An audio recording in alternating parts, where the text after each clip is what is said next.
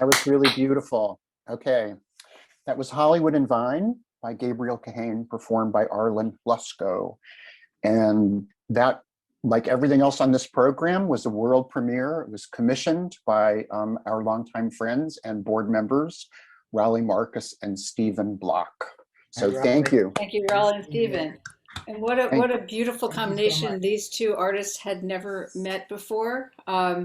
And so that's one of the really exciting things about these commissions. It's taking an incredible artist like Gabe Kahane, putting in with an incredible performer like Arlen Hlusko, and the magic that comes out of that. So that's one of the great joys for us.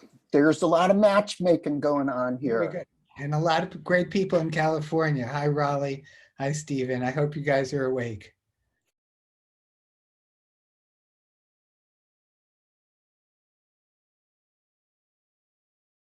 Is the premiere of a new work by Gabriel Kahane to be played by Arlen Hlusko. You will know Arlen as the cellist in the Bang on a Can All-Stars. She's joining us from somewhere in Ontario.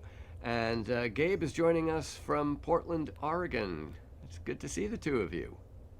Nice to see you. Nice to see you too. Gabe, your piece is called Hollywood and Vine. Not the first time that you have written specifically about LA, and even more specifically about various points in LA. What's going on with this piece? Well, as I was confessing to Arlen in one of our little therapy sessions,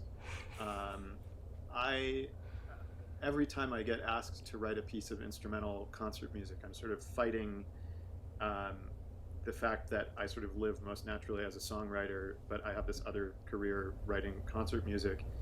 And often I have had the experience of writing a piece of concert music and it's sort of formal and full of thickets of chromaticism and barbs.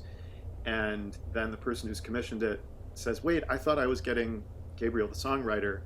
And of course, there's this kind of crisis in the 21st century where the harmonic language that feels natural as a songwriter, when you translate it to concert music, sometimes feels retrograde.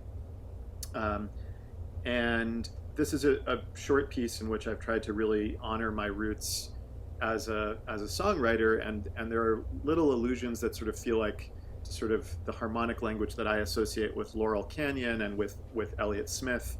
And Hollywood and Vine, of course, is an iconic intersection and district essentially in LA.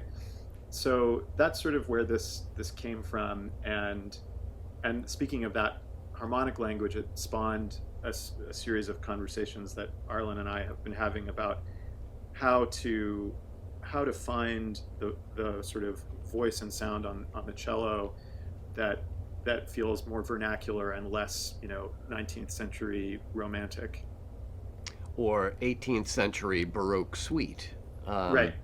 Yeah. So, Arlen, what are those conversations? I mean, this is one of the great things about working with living composers is you can have those conversations, and they don't always have to be about the nuts and bolts of the score. They can be more broadly about music in general. How useful is that to you as a performer? So useful. I mean, especially during this time, I feel like the only real collaboration we can have as performers is with composers. And so it's so invigorating and fun to work with different composers who, I mean, Gabriel is the first composer I've worked with that comes from a more folk songwriting background. And so I've been listening to a lot of his music and trying to emulate that sound more on the cello. And it's just a really fun exploration to get into that world. Yeah. Were you at all a fan of the Laurel Canyon or Elliott Smith, both of whom would be before your time, but, how much awareness of that kind of songwriting do you have? I love Elliott Smith. I used to be obsessed and I would listen to his records on repeat for like 3 years. So I actually just learned that connection right now as Gabriel was talking about it, but I'm really happy to hear that. And I'm going to be looking out for more of that as I get to know his piece. Yeah. So, Gabe, this is a score that Arlen will have just gotten. Are there any surprises in there that you need to prepare her for? I don't think so. I think it's as I get older and near 40, I just feel I ought to smack you.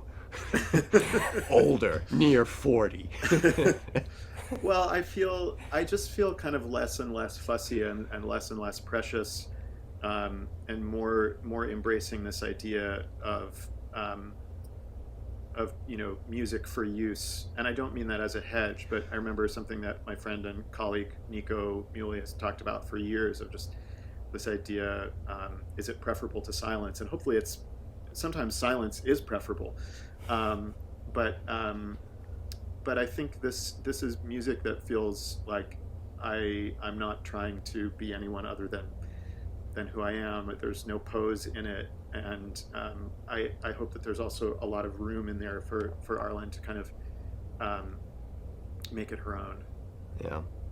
And, you know, that idea of music as an art form that can have some utility, that's not a new idea. I mean, you know, music has always had a use, and the idea of, you know, the composer with a capital C sort of creating something out of nothing in his, and it was always a him, his little ivory tower in 19th century Germany or whatever, that's the outlier.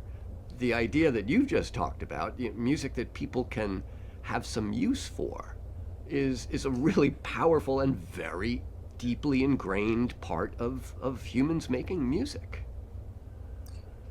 Yeah, I mean, I think in this context, when I say music for use, I really mean like something for Arlen to play. To play, yes. You know? That is a useful thing for a cellist, to have a piece for cello to play.